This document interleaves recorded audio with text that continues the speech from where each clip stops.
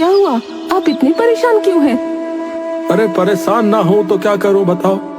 फसल अच्छी ना होने की वजह से जो पिछले महीने सेठ जी से उधारी ली थी वो उन्होंने 4 दिनों में जमा करने के लिए कहा है। पर उन्होंने तो 1 साल का वक्त दिया था ना? हाँ, लेकिन अब वो अपनी बात से मुकर रहे हैं। तो किसी ने कुछ ना कहा? अरे सभी लोगों की बहुत बहस हुई उनसे, लेकिन क्या करें, पैसे के आगे कोई किसी की सुनता है भला।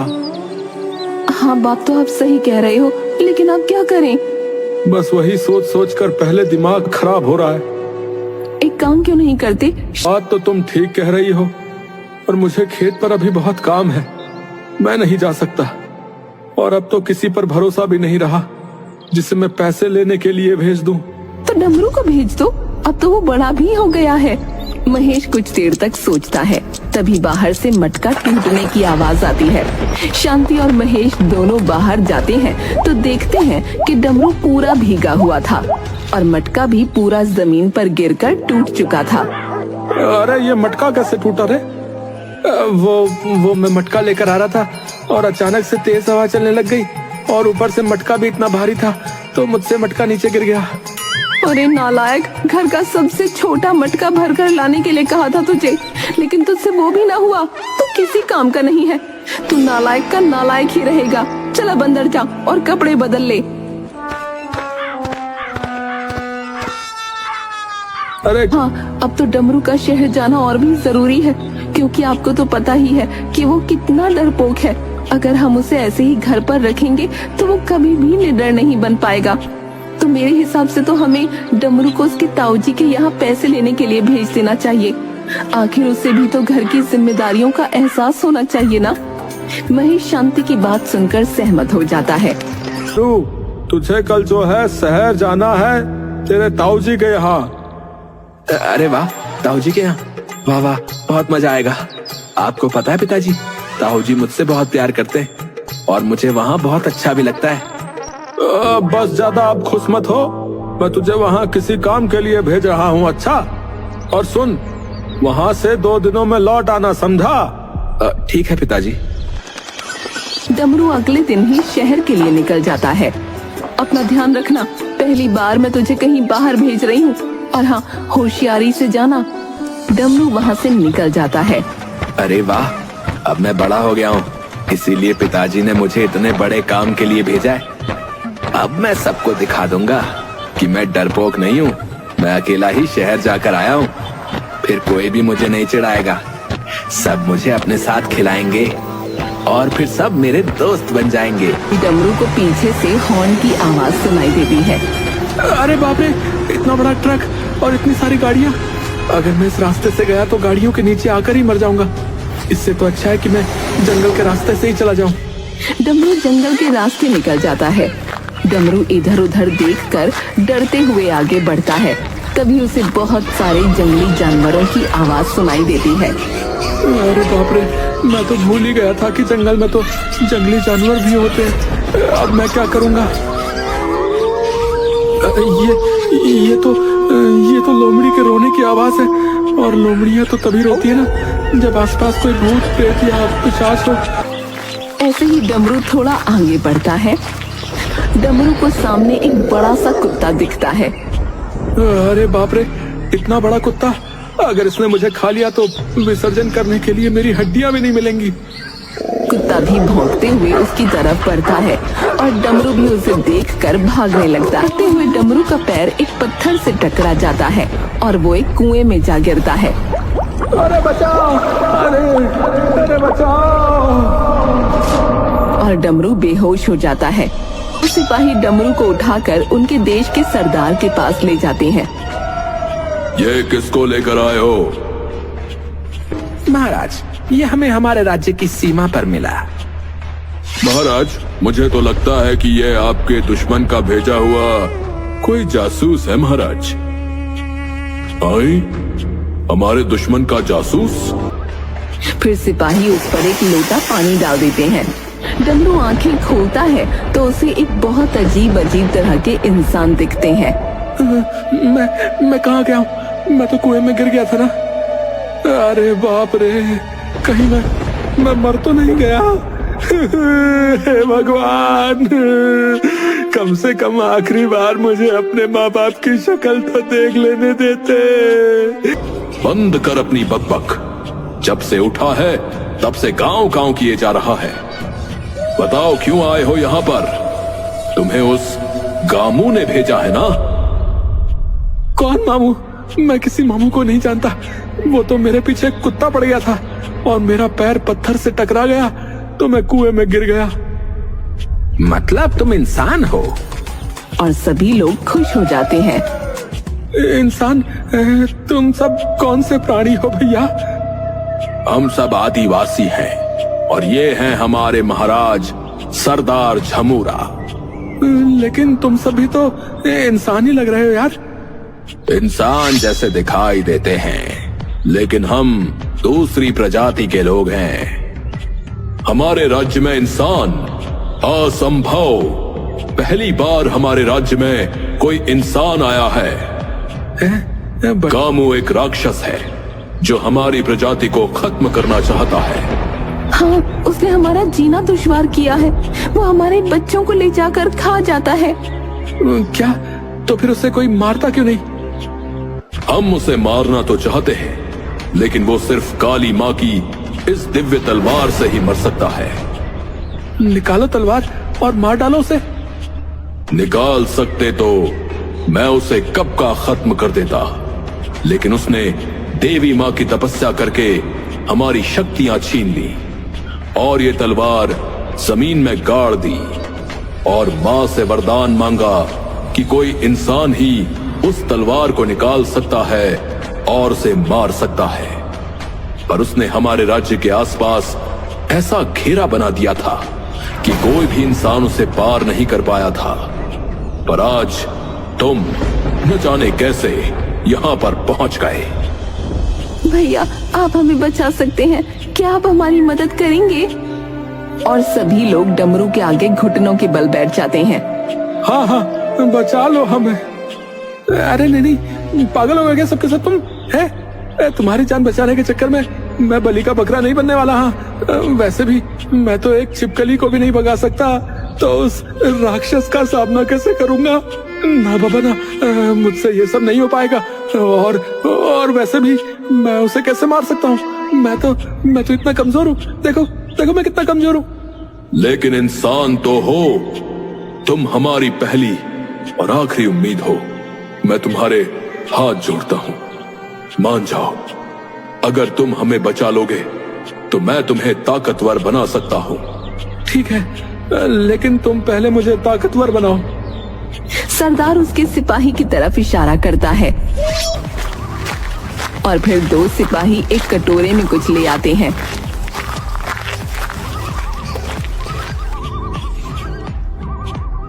डमरू के शरीर का मांस बढ़ने लगता है और कुछ ही पल में डमरू हट्टा कट्टा बन जाता है।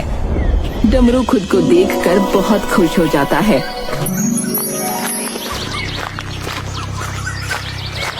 डमरू देवी माँ के पास जाकर हाथ जोड़ता है और देवी माँ के सामने एक तलवार पत्थर में अंदर जमी हुई थी उसे निकाल लेता है। तभी एक सिपाही घबराते हुए वहाँ पहुँच जाता है। महाराज महाराज, वो राक्षस फिर से आ गया। क्या राक्षस? अरे भागो यहाँ से। सभी लोग इधर उधर भागने लगते हैं और एक जगह पर छुप जाते हैं। तभी राक्षस हंसता हुआ वहाँ पहुँच जाता है।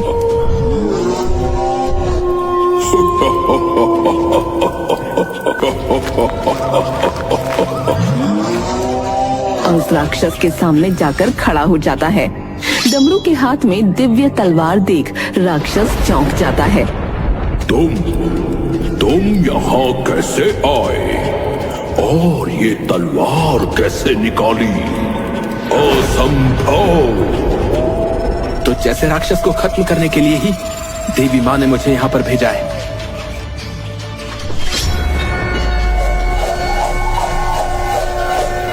और एक ही बार में तलवार फेंक कर उसको खत्म कर देता है। राक्षस तड़प तड़प कर वहीं जलकर भस्म हो जाता है। सभी लोग खुशी से नाचने लगते हैं। तुमने हमारी जान बचाई है। अगर जीवन में तुम्हें मेरी कुछ भी जरूरत पड़े तो मुझे याद कर लेना। डमरू सरदार को सारी बातें बताता है कि उसके पिता और बाकी गांव वालों की क्या स्थिति है। तुमने जितनी बहादुरी से इस राक्षस को मारा है, जाओ और अपने गांव के राक्षस को भी इतनी ही हिम्मत से मारना। सरदार के 2 सिपाही डमरू को उसके गांव छोड़ आते हैं। सभी लोग डमरू को आश्चर्य से देखते हैं क्योंकि अब वो हट्टा कट्टा हो गया था। जब डमरू वहां पहुंचता है तो देखता है कि जमींदार सबसे जमीन के कागजात पर अंगूठे लगवा रहा है। अरे आओ आओ महेश बाबू, अब आप अंगूठा लगाओगे या अंगूठा काट कर लगवाऊं? रामलाल की बात सुनकर डमरू को बहुत गुस्सा आ जाता है और डमरू गुस्से में चलकर जमींदार के पास पहुंचकर उसे एक मुक्का मारता है। क्या कहा रे तूने? मेरे पिताजी का अंगूठा काटेगा? फिर उसका अंगूठा जोर से मरोड़ देता है। अरे छोड़ दे मुझे। अरे अब क्या मेरा अंगूठा तोड़कर ही दम लेगा? अरे मुझे छोड़ दे, मैं तेरे हाथ जोड़ता हूँ। छोड़ दूंगा, लेकिन तुझे सभी गांव वालों की जमीन वापस करनी होगी। तूने सबको 1 साल की मोहलत दी थी, तो 1 साल बाद आकर अपनी उधारी ले जाना। ठीक है, पर पहले मुझे छोड़ दे। पंचों के साथ भाग जाता है और डमरू अपने माँ पिताजी को लेकर घर चला जाता है। अरे ओ डमरू लाल, यहाँ से जब गया था तब तो इतना कमजोर और डरपोक था, जब वापस आया तो तूने तो बदल ली अपनी काया, कैसे रे? फिर डमरू अपने माँ पिताजी को सारी बातें बताता है। अनोखी जैसे जैसे बड़ी होती है वैसे वैसे उसे और ज्यादा रंगों की पहचान होती है। अनोखी ने अपना पूरा कमरा दुनिया के सारे रंगों से भर दिया था। कपड़ों से लेकर चप्पल तक, किताबों से लेकर मोबाइल के कवर तक, हर चीज खरीदते समय अनोखी के दिमाग में सबसे पहले रंग का सवाल आता था। अभी अभी कॉलेज जाने वाली अनोखी के लिए अब तो रिश्ते आने शुरू हो गए। माँ, आपने कभी ब्लैक कलर की गोभी खाई है? अरे नहीं बेटा, गोभी तो सफेद कलर की होती है, थोड़ी थोड़ी हरी भी होती है। तुमने कहाँ खाई ब्लैक कलर की गोभी? मैंने तो नहीं खाई, लेकिन मैंने ये ब्लैक कलर की गोभी मार्केट में 2-3 बार देखी है और मुझे ये खानी है। हम इस ब्लैक गोभी के साथ ग्रीन कलर की पूरियां बनाएंगे, जैसे पालक की पूरियां होती है, बस उसमें हम पालक की जगह खाने का कलर मिलाएंगे। हे भगवान, ये लड़की और इसका दिमाग। अनोखी, तुम अब तक कपड़े, झुमके, चप्पल, इन सब में कलर कॉम्बिनेशन करती रहती थी, लेकिन अब ये खाने की चीजों में भी। तो क्या हुआ माँ, हम नॉर्मल गोभी मतलब सफेद हरी गोभी हमेशा खाते, लेकिन ब्लैक गोभी हमने आज तक कभी नहीं खाई। तो इस बार सफेद गोभी की जगह हम ब्लैक गोभी ट्राई करते हैं। इंसान को जीवन में अलग अलग रंग अपनाने चाहिए, जैसे मैं अपनाती हूँ। रंग तुम्हारी सोच काफी अच्छी है बेटा, लेकिन तुम्हारे पापा को खाने में ये तरह तरह के रंग पसंद नहीं है। आज मुझे जैसे मैं खाना बनाती हूँ ना वैसे बनाने दो। जब तुम रसोई बनाओगी तब बनाना ये ब्लैक गोभी के साथ हरी पूरियां। जैसे तैसे करके सुमन अनोखी को समझाती है। कुछ दिनों बाद अनोखी के लिए अर्णव का रिश्ता आता है। अनोखी, तुम्हें अर्णव कैसा लगा? तैयार हो तुम उसके साथ शादी करने के लिए? माँ, शादी करनी होगी मतलब मुझे मेरा कमरा छोड़कर जाना होगा। मैंने कितनी मेहनत से अपनी रूम सजाई है। मेरे ससुराल में थोड़ी ना होगी ऐसी रंग बिरंगी रूम। अरे तो क्या हुआ बेटा, जब तुम्हारी शादी हो जाएगी तब तुम अपने ससुराल में भी अपनी रूम ऐसे ही सजाना, अलग अलग रंगों से। जैसे तुमने अपना मायका सजाया है वैसे ही अलग अलग रंगों से तुम अपना ससुराल भी सजा देना। अब तो तुम्हें कोई दिक्कत नहीं है ना शादी करने में? अब तो तैयार हो ना शादी करने के लिए? हाँ माँ, मैं तैयार हूँ शादी करने के लिए। बस मेरी शादी दुनिया की सबसे रंगीन शादी होनी चाहिए। सारे कलर की सजावट मेरी शादी के हॉल में होनी चाहिए। सजावट में हर एक रंग का फूल इस्तेमाल होना चाहिए और शादी के मंडप के सामने एक बड़ी सी रंगोली होनी चाहिए जो ढेर सारे रंगों से बनी होगी। बस बस बस, रिश्ता आया नहीं और तुमने कितने सारे सपने सजा लिए। सपनों में भी रंगों का पीछा नहीं छोड़ा। अपने आसपास ढेर सारे रंग देखकर तुम्हारी सोच भी रंगीन हो गई।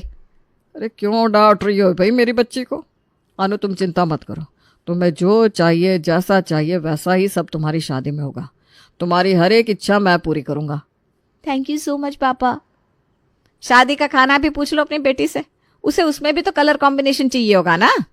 हाँ तो क्या हुआ, अपनी बेटी के लिए मैं खाने का भी कलर कॉम्बिनेशन कर दूंगा।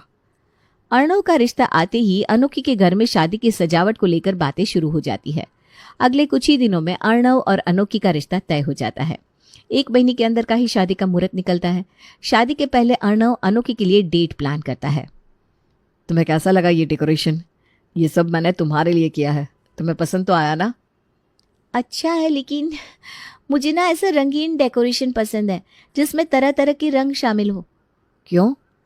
मुझे ऐसा लगता है कि जिनके आसपास ढेर सारे रंग होते हैं उनका जीवन रंगीन हो जाता है। अपने आसपास जब अलग अलग तरह के रंग होते हैं ना, तब हमारा मूड अच्छा रहता है। ऐसा कुछ नहीं होता। अब मुझे देखो, मुझे सिर्फ ब्लैक वाइट यही रंग पसंद है, ज़्यादा से ज़्यादा रेड और ब्लू, लेकिन फिर भी मैं तो हमेशा खुश रहता हूँ। मुझे तो ऐसा लगता है कि जितने ज़्यादा कलर हमें पसंद होता है उतना ही ज़्यादा हमारा कन्फ्यूजन बढ़ता है। नहीं, तुम्हें मुझसे शादी करनी होगी तो तुम्हें भी मेरी तरह रंगों को अपनाना होगा। मुझसे पहले रंगों से प्यार करना होगा। ठीक है भाई, अब शादी का लड्डू खा ही रहे तो ये रंगों का लड्डू और सही। वैसे तुम शादी में क्या? हम एक काम करते हैं ना, हमारे ड्रेस की थीम गोल्डन और पिंक रखते हैं। साथ में मेरी सैंडल और तुम्हारी शूज भी हम पिंक कलर के ही खरीदने के, ठीक है? लेकिन माँ कह रही थी कि शादी के कपड़े तो लाल रंग के होते हैं। वही तो, हर कोई अपनी शादी में लाल रंग के कपड़े पहनता है। लाल कपड़ों में दूल्हा दुल्हन को देखकर अब लोग भी बोर हो गए, इसीलिए हम हमारी शादी में अलग रंग के कपड़े पहनेंगे। हम एक काम करते हैं ना, विधि के लिए लाल रंग के कपड़े पहनते हैं, नहीं तो माँ को बुरा लगेगा। मेहंदी के लिए मैं सफ़ेद और हरे रंग का कॉम्बिनेशन पहनने वाली हूँ, तुम भी वैसे ही कुछ पहने ना। कितने कम दिन बचे हैं और कितनी तैयारियां करनी है। अभी तो मुझे मेकअप के बारे में भी सोचना है। उसमें भी तुम्हें कलर कॉम्बिनेशन चाहिए क्या? मेरे पहचान का एक फेमस मेकअप आर्टिस्ट है, वो सर्कस में जो लोग काम करते हैं ना उनका मेकअप करता है। मजाक उड़ा रहे हो मेरा? अरे अनु, गुस्सा मत हो।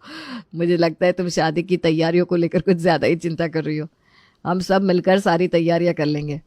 हाँ, मुझे पता है, हम सब मिलकर शादी की सारी तैयारियां कर लेंगे, लेकिन मुझे मेरी शादी में हर एक रंग को शामिल करना है। रंगों से शादी का माहौल रंगीन हो जाता है। वैसे तुम्हारी अंगूठी का नाप दो ना, माँ ने मंगाया है। अगले कुछ ही दिनों में अर्णव और अनोखी की शादी हो जाती है।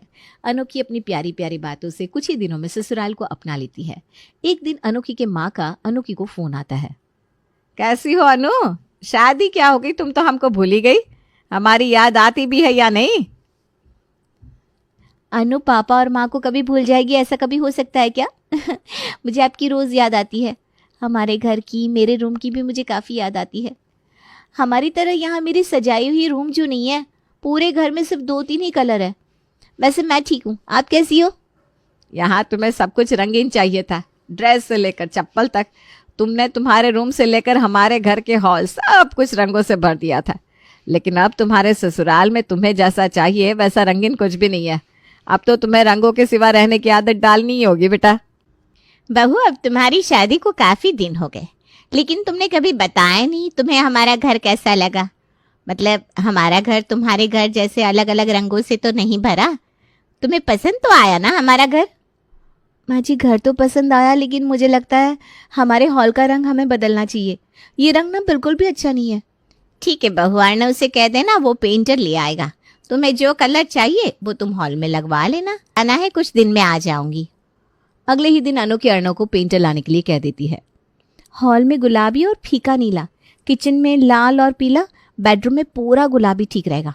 के घर को तरह तरह के रंगों से भर देती है, पूरे घर को रंगीन बना देती है। कुछ दिनों में अनोखी की सास वापस आती है और आते ही, अरे ये किसका घर है? शायद रिक्शा वाले ने गलत पते पर छोड़ दिया। माँ जी आइए आइए, ये अपना ही घर है। इतना रंगीन, ऐसा लग रहा है कि दुनिया के सारे रंगों से हमारा घर सजाया गया है ना? नहीं तो वो हमारा पुराना घर बिल्कुल ही बेरंग। ऐसे रंगीन घर में कितना अच्छा लगता है ना। सुबह सुबह जब आंख खुलने के बाद मुझे तरह तरह के रंग दिखते ना, तो मेरा तो दिन ही बन जाता है। अब तो हो गया ना हमारा घर जैसे तुम्हें चाहिए था वैसा। जी, और हम ना ये सोफा भी बदल देंगे, इसका कलर काफी फीका हो गया है। एक दिन अर्चना अनु के लिए कई साड़ियां लेकर आती है। ये देखो बहू, मैं तुम्हारे लिए क्या लाई हूँ। इतनी सारी साड़ियाँ मेरे लिए? हाँ बहू, ये सारी साड़ियाँ तुम्हारे लिए है। तुम हर चीज़ खरीदते वक्त सिर्फ कलर और कलर का कॉम्बिनेशन सोचती रहती हो। तो मुझे बिना समझ में नहीं आया मैं तुम्हारे लिए कौन सा कलर लूँ। तो उनके पास जितने कलर की साड़ियाँ थी, सारी साड़ियाँ तुम्हारे लिए लेकर आई, ताकि तुम्हारे पास जितनी भी चूड़ियाँ हैं, जितने भी झुमके हैं, जितनी भी सैंडल हैं, उन सब के साथ इन साड़ियों का कलर कॉम्बिनेशन अच्छे से बैठ जाएगा। यहाँ तक कि तुम्हारी इन साड़ियों का हमारे पूरे घर के साथ भी कलर कॉम्बिनेशन हो जाएगा। दोनों हंसने लगते हैं। अनोखी ने पूरे घर को तो रंगीन कर ही दिया था, लेकिन देखते ही देखते अनोखी खाने में भी अलग अलग रंगों का इस्तेमाल करना शुरू कर देती है। कभी बहू तुम तो काफी अच्छा रंगीन खाना बनाती हो, तुम्हारे जैसा रंगीन खाना और कोई बना ही नहीं सकता। हम एक काम करते हैं, ये रंगीन खाना तुम्हारे मायके वालों को भी खिलाते हैं, उन्हें भी तो पता चले उनकी बेटी कितनी होशियार है। मेरे बनाए हुए खाने को तुम हमेशा कुछ ना कुछ कहती रहती हो। माँ जी और अर्णव रोज इसी रंगों का खाना खाते हैं, एक बार खाकर तो देखो। बेटा, रंगों की चाहत होना गलत बात नहीं है, लेकिन ये खाना दिखने में कैसा लग रहा है और तुम इनको हर रोज ये सब खिलाती हो। तुमने तुम्हारे ससुराल को तो पूरा रंगीन बना दिया है, कम से कम खाना तो छोड़ देती। मैंने क्या किया? अब मुझे पसंद है रंगीन जिंदगी, तो पसंद है, ये गलत